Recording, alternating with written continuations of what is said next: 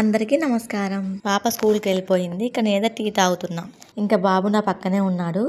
ఎంత ఎర్లీగా లేచినా టీ తాగే టైం 8:30, 9 దాటిపోతుంది. ఇంటి పనులు, వంట పనులు, పిల్లల పనులతో సరిపోతుంది. నాకేనా, మీకు కూడా ఇలాగే అవుతుందా?